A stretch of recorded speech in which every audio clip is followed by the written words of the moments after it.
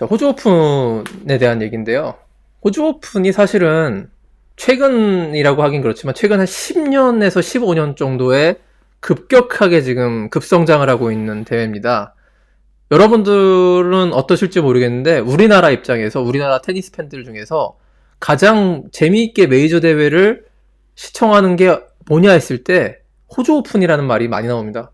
당연하죠. 왜냐하면 시차가 없기 때문에. 가장 시청하기 좋고 우리나라의 프라임 타임 시간대가 호주의 프라임 타임 시간대와 똑같기 때문에 더 많은 분들이 시청을 하고, 무엇보다 호주 오픈은 1월 첫 번째 메이저이기 때문에 정말 팬들의 기대를 그냥 갈증 같은 게 있어요. 비시즌 동안에. 근데 사실은 이걸 아셔야 되는 게, 호주 오픈이 옛날에 수십 년 전, 그러니까 메이저 대회 역사는 한 100년에서 150년 정도 되거든요. 4대 메이저 대회. 윈블던이 1877년이고 그 다음에 US 오픈, 뭐 프랑스 오픈 이렇게 가는데, 호주 오픈도 100년은 넘었는데 요 호주 오픈이 사실 꼴찌 중에 꼴찌였습니다. 4대 메이저 대회 중에. 옛날에 1950년대 이전엔요, 비행기 못 탔잖아요. 그때 메이저 대회 열어봤자 유럽이나 북미에 있는 유명한 선수들이 호주까지 배 타고 가야 되는데 그게 쉽지가 않았던 것이고, 그리고 호주 오픈이 1980년대까지만 하더라도 거의 메이저라고 억지로 키워주는 그런 대회에 가까웠습니다. 그래서 굉장히 유명한 선수들이 호주 오픈 대회, 뭐 비웨른볼이나 막 뭐 저 옛날에 그 클레이 코트에서 잘했던 뭐 일리 나스타스 이런 선수들이 호주 오픈도 아예 출전을 안 했던 걸로 저는 기억을 하고 있습니다. 그 정도로 호주 오픈은 메이저긴 메이저인데 메이저 같지 않은 메이저 취급을 받다가 전환점이 서울올림픽이 열린 1988년이었습니다. 1988년부터 호주 오픈이 열리는 개최 장소를 쿠용에서 멜버른으로 바꿨습니다. 멜버른 파크, 지금 열리고 있는. 그러면서 여기에 대대적으로 초현대식 경기장을 지었는데, 1988년에 생각해보세요. 1988년에 로드레이브 아레나를 지었습니다. 개폐식 지붕이 있는 1988년에 엄청난 혁신이었죠. 그 당시에 지붕이 열리고 닫히는 다목적 경기장을 지었다. 1988년 우리나라 서울올림픽 할 때거든요. 코트를 그 전까지만 하더라도 잔디였어요. 윈블던과 호주 오픈은 잔디였고 US 오픈이 하드였고, 그 다음에 프랑스 오픈 지금도 클레이지만 잔디에서 하드 코트로 1988년 멜버른을 바꾸면서, 그러면서 리바운드 쿠션이라는 그런 새로운 하드 코트의 기준점을 제시하는 그런 대회가 되면서 일약 US 오픈과 어깨를 나란히 하는 하드 코트 메이저 대회로 이렇게 성장을 했는데요. 이런 것도 있었습니다. 호주 오픈이 지금 1월 첫 대회잖아요. 예전에 80년대 전까지는 12월 마지막 대회였습니다. 크리스마스 기간에 이 호주 오픈을 연 적이 있어요. 그럼 선수들이 출전하겠냐고요. 크리스마스 때가 유일하게 비시즌이어가지고 선수들이 가족이랑 휴가 가는 그런 때인데, 호주 오픈을 그때 크리스마스 때 열었던 그런 그 흑역사도 있었습니다. 그러다가 지금 1월 둘째 주, 셋째 주에 개최를 하는 이런 전통이 자리를 잡으면서 호주 오픈이 4대 메이저 대회 가운데 가장 성장 속도가 빠른, 그 원래 개발도상국이 성장 속도가 빠르지 않습니까? 선진국보다. 그러니까 성장률이 높아요. 입장 관중 수가 있는데 호주 오픈이 작년 기준으로 120만 명 총 관중이 들어온, 2주 내내 들어온, 3주죠. 요즘에 3주 이벤트죠. 120만 명을 넘고요. US 오픈이 작년 대회에서 처음 100만을 돌파했다고 합니다. 그래서 관중 수는 호주 오픈이 4대 메이저 대회에서 1등을 차지한 지가 이미 오래예요. 놀랍게도 프랑스 오픈이 호주 오픈의 절반에 가까운 67만 명밖에 안 들어왔고요. 더 심각한 건 윈블던은 52만 명이 총 관중 수입니다. 윈블던이 왜 그러냐면 제일 권위가 높고 인기가 많은 대회인데 인지도가 높고, 그 코트 파크가 가장 좁아요. 그래서 많은 관중들을 수용할 수가 없는 그런 구조라고 합니다. 그래서 입장 관중 수는 호주 오픈이 윈블던의 2배가 넘는다, 이런 통계가 있고요. 총 상금을 비교해 보시면 이 대회의 위상이 나오는데, 메이저 대회 가운데 가장 상금이 높은 거 역시 북미, 미 대륙에서 열리는, 뭐 돈이 많은 나라니까 미국이, US 오픈이 9천만 달러라고 합니다. 그래서 1260억 원 정도가 총 상금이 배치가 돼 있고, 그 다음에 2위가 윈블던이나 프랑스 오픈이 아니라는 거예요. 호주 오픈이 지금 2위까지 치고 올랐습니다. 올해 7,500만 달러까지 올려가지고 1,106억 원으로 이제 US 오픈과 거의 삐까삐까한 수준까지 왔고, 우승자는 지금 280만 달러를 받게 되는 그런 엄청난 돈을 또 거머쥐게 되는 것이고, 윈블던이 1,060억 원, 그 다음에 프랑스 오픈이 840억 원으로 대회의 경제적 사이즈로 봤을 때 호주 오픈은 US 오픈과 쌍벽이다. 관중수 그리고 우승 상금 이런 걸 따져봤을 때 광고가 붙고 스폰서가 붙고 뭐 이런 것들을 어떤 상업적인 지수로 봤을 때는 지금 호주 오픈이 완전한 꼴찌에서 거의 1위까지 지금 턱밑까지 추격한 그런 대회가 됐다는 것이죠. 근데 이거 재밌는 거는 그럼에도 불구하고 총 수익 있잖아요. 매출? 이건 여전히 윈블던이 1등이라고 합니다. 저 5억 달러의 매출을 내고 다른 대회는 3억이나 4억 달러 정도, 다른 프랑스나 US 오픈이나 호주 오픈이나 여전히 윈블던이 메이저 오브 메이저는 맞는데 윈블던이 지금 고민이 있는 거예요.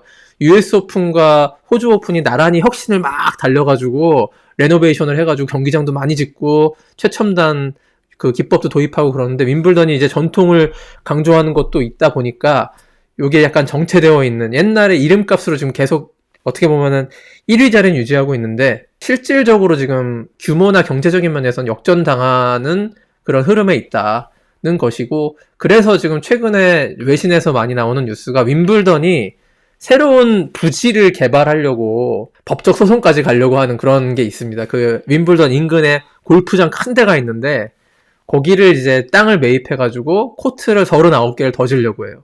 네, 그래서 윈블던의 사이즈를 좀 늘려서 입장 관객이나, 왜냐면 지금 윈블던을 제외하고요, US 오픈, 호주 오픈, 그리고 프랑스 오픈마저 사실상 3주짜리 이벤트입니다. 그러니까 본선 1회전이 열리기 그 전주에 상당히 많은 이벤트들을 열어요. 그러니까 이번에 호주 오픈 같은 경우에는 원포인트 슬램이라고 해가지고 그 일반 동호인 아마추어들과 프로 선수들이 이제 한 포인트를 누가 따느냐 해가지고 상금을 책정해가지고 그거 아마추어가 따가지고 미 달러로 한 70만 달러 얻었거든요. 그런 이벤트들을 열고, 그 다음에 이번에 로저 페더러를 오프닝 개막 세레머니에 초청해가지고 팻 라프터, 그 다음에 레이튼 휴이트, 안드레 아가씨 이렇게 4명이서 레전드 매치를 벌이고 애슐리 바티까지 깜짝 등장하는 그런 이벤트들을 하는데, 그게 일주일 내내 사실은 그 그랜드슬램 예선 기간에 사실 예선만 하면은 그 자체로도 보러 오는 분들이 많지만 특급 스타들이 이렇게 참여해주는 그런 이벤트를 호주 오픈은 일찍부터 열었습니다. 요런 관중들이 합해졌기 때문에 그거를 2주 대회가 아니라 3주 대회로 만들어서 120만 관중을 모을 수가 있었던 거예요. 그러니까 올해는 아마 120만보다 더 많은 관중이 들어올 걸로 예상이 됩니다. 원포인트 슬램이나 로저 페더러 이벤트가 많기 때문에 이걸 로드레이버 큰 15,000명이 들어가는 경기장에서 계속해서 열리기 때문에 그걸 비슷하게 흉내낸 게 US 오픈이죠. 작년에 혼합복식 이벤트를 본선 1회전 개막하기 그 전주에 혼합복식을 이틀 3일 동안에 열어가지고 가장 큰 아서에시 스타디움을 다 채운 거예요. 그렇게 해서 대회는 수익을 올리고 프로모션도 자동적으로 되는 거 아닙니까? 이 대회를 홍보하기에 가장 좋은 수단이죠. 단순히 퀄리파잉 라운드만 하게 되면 여기서도 뭐 화제들이 많이 있습니다만 그거로 이제 모객을 하기에는 한계가 있어서 이렇게 모든 그랜드슬램 대회가 2주가 아닌 3주 대회 체제로 가고 있는 흐름이다. 거기서 선두주자는 이걸 제일 먼저 했던 게 무엇이냐? 바로 호주 오픈이었습니다. 호주 오픈이 가장 먼저 이 0주차 대회에 눈을 떠서 이런 이벤트 대회를 하면서 결국 US 오픈이 벤치마킹을 하게 되고, 그래서 꼴찌였지만 1등의 모습을 많이 발휘하고 있는 것이 지금 호주 오픈의 위상이다. 그리고 중요한 건 그 호주 오픈을 1등이 된 이후에 계속해서 후원하고 있는 메인 스폰서가 어느 나라 스폰서냐? 대한민국 기아 자동차라는 것입니다. 그래서 여기에 대해서는 우리 대한민국 테니스 팬들이 자부심을 가질 필요가 있다. 최근에 20년을 한번 보세요. 여러분들의 명승부 가운데 뭐 작년 프랑스 오픈 알카라스 시너 있었고 조코비치 나달의 프랑스 오픈도 있었지만 호주 오픈이 제가 보기에는 한 20년을 펼쳐봤을 때 제일 명승부 많았을걸요? 사핀 대 페더러 2005년, 2009년 페더러 나달 결승전, 그 다음에 나달 베르다스코의 준결승전, 2012년 그 유명한 6시간짜리 경기 조코비치 나달, 이런 호주 오픈. 그리고 가장 최근의 클래식 명승부는 그거 같습니다. 2022년에 나달이 메드베데프한테 리버스 스윕 역전 우승하고 21번째 메이저 우승 먹었던 그런 어떤 에픽의 기억들이 호주 오픈으로 굉장히 집중되어 있고, 명승부나 클래식이 가장 약했던 대회가 아이러니하게도 US 오픈입니다. US 오픈에서 그 빅네임들이 많이 떨어지고 그러다 보니까는 결승전 5세트 명승부 이런 게 잘 안 나왔어요. 여전히 윈블던이 명승부를 많이 제조하지만 2008년 윈블던, 또 조코비치 페더러 윈블던 이런 명승부들 여전히 윈블던이 명맥을 유지하고 있지만 최근에 모던 테니스에서의 진짜 재미있었던 명승부 바브린카 조코비치 이런 경기들 이 호주 오픈에서 많이 벌어졌다는 것은 우리에게 시사하는 바가 있다. 왜 그럴까요? 1월 호주 오픈이 가장 선수들의 몸 상태가 싱싱한 채로 올라오고 어느 때보다 어느 메이저 대회보다 뭐 이변도 많이 나오지만 뭐 기대치가 높다고 해야 될까요?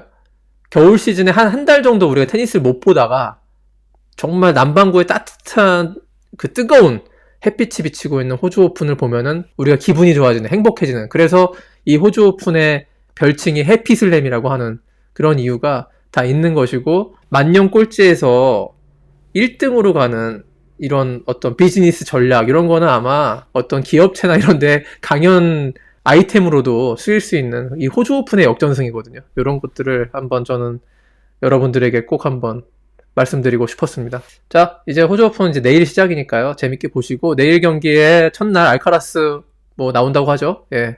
저도 재밌게 보고, 시차가 좀 있어가지고 제가 라이브 입중계는 뭐 쉽진 않을 것 같습니다만, 제가 영상으로 혹은 뭐 직결 라이브로 불시에 찾아가서 여러분들과 함께 하도록 하겠습니다. 2주 동안 저도 열심히 달릴 테니까 호주 오픈 재밌게 보시고, 저도 하루도 빼놓지 않고 저 여기에서 호주 오픈을 볼 수 있는 ESPN 채널로 열심히 봐서 중요한 정보, 재미있는 소식 같은 거 여러분과 공유하겠습니다.